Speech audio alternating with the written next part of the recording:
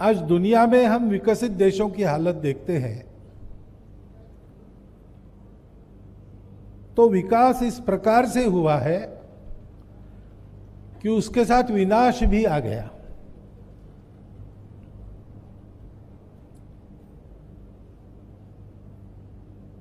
सब देश ऐसा सोच रहे हैं कि भौतिक विकास तो हमने कर लिया, लेकिन कहीं पर हम चूक गए, क्योंकि सारा विकास होता है सुख के लिए।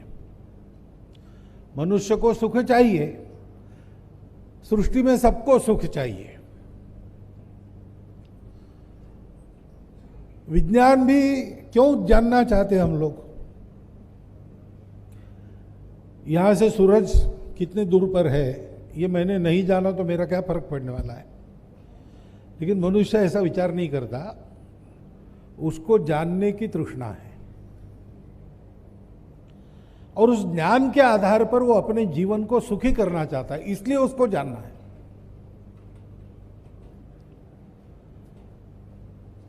तो सुख की कल्पना क्या है, इस पर विकास की दिशा निर्धारित होती है।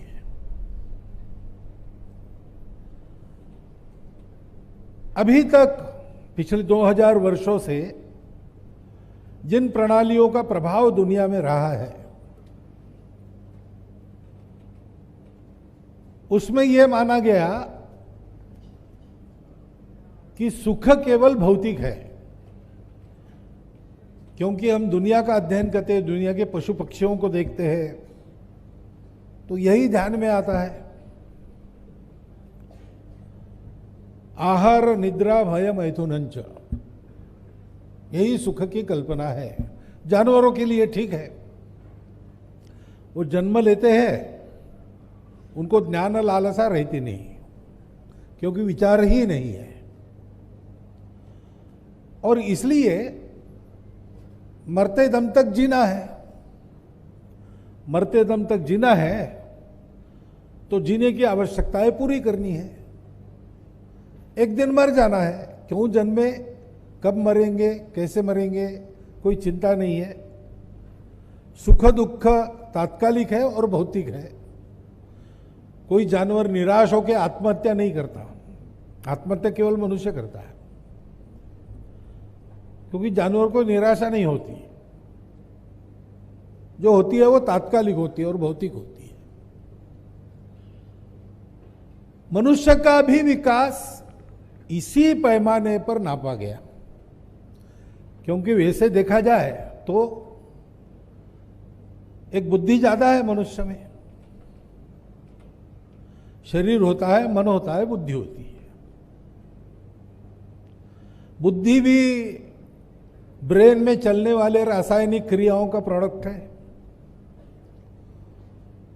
और मन दुनिया के अनुभव से हम जो गांठ बांध लेते हैं उसको मन कहते हैं।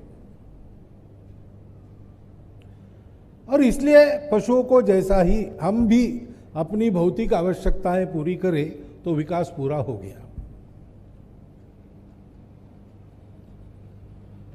एक दूसरे दिशा का विचार है कि भौतिक जगत सहित अपना शरीर ये टेम्पररी है, वो मरते रहता है, बदलते रहता है, तो जो शाश्वत है केवल उसी पर चलो, दूसरा कुछ मत देखो। लेकिन ऐसे ऐसे मनुष्य रहता ही नहीं। मनुष्य को खाना है, मनुष्य को रहना है घर में, मनुष्य को सारा समाज चलना है, तो ये सारी बातें चाहिए। परंतु विकास की कल्पना भारत के बाहर के चिंतन में हमेशा इन दो सिरों के विचार के बीच में लटकती रही, घूमती रही।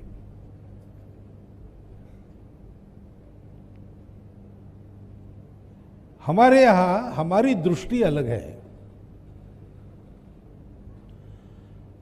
हमने ये समझा कि सृष्टि दोनों बातों से चलती है।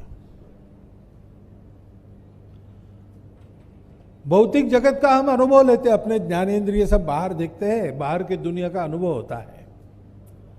अनुभव होता है तो वो है, वो मिथ्या है, यानी असत्य नहीं है। मिथ्या इज रिलेटिव ट्रुथ। कुछ दूर तक वो भी सत्य, उसमें से जाना पड़ता है। तो रोटी, कपड़ा, मकान, स्वास्थ्य, शिक्षा, ये सब चाहिए। उसमें आराम चाहिए, कष्ट कम करने चाहिए, परंतु यहां रुकना नहीं चाहिए।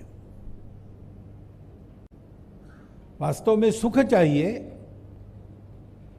तो दो बातें हैं। सुख अपने अंदर होता है, बाहर नहीं होता है, मानने पर होता है। एक रसगुल्ला खाएंगे सुखी होंगे, 25 खाएंगे तो अधिक सुखी होंगे, 50 खाने वाले भी है, 100 खाने वाले भी है, परंतु कभी न कभी ये स्थिति आती है कि फिर से रसगुल्ला सामने लाया तो उल्टी होने जैसी भावना होती है। तो रसगुल्ले में सुख नहीं है, सुख हमारे अंदर है। ये हमारे अंदर जिसको सुख होता है वो कोने खोजो तो सुख का सोर्स ही मिल जाएगा, क्योंकि सुख बाहर नहीं, सुख अंदर है। और दूसरी बात है, सुख अकेले का संभव नहीं है। मैं अकेला सुखी हो नहीं सकता। मान लीजिए दुनिया की सारी संपत्ति मेरे पास आ गई, मेरी सारी आकांक्षाएं पूर्ण हो गई, मैं अकेला सुखी हो भी गया तो भी बाकी दुनिया मुझे सुख से जीने नहीं देगी, क्योंकि बाकी दुनिया है, मैं अकेला जी नहीं सकता। मुझे परिवार चाहिए, मुझे अपने रिश्ते नाते चाहिए, मुझे पेड़ पौधों को भी आदत हो जाती है। सुखी होने के बाद भी मैं जू में जाके प्राणी देखता हूं या जंगल में जाके उनको उनकी प्राकृतिक अवस्था में, ये सब चाहिए मुझे। ये सब जब तक सुखी नहीं होता तब तक मैं सुखी नहीं होता। इसलिए एक बात मुख्यमंत्री जी ने कही, बड़ी महत्व की बात है, विकास ऐसा नहीं होना चाहिए जिससे समाज में दो वर्ग तैयार हो, सुखी लोगों का और दुखी लोगों का, हैव्स और हैव नॉट। ये गलत विकास है। विकास ऐसा होना चाहिए, मनुष्य की क्षमताओं में फर्क रहता है, इसलिए अपने पराक्रम से कौन कितना पाता है इसमें अंतर रहेगा, लेकिन ये अंतर कम से कम रहे।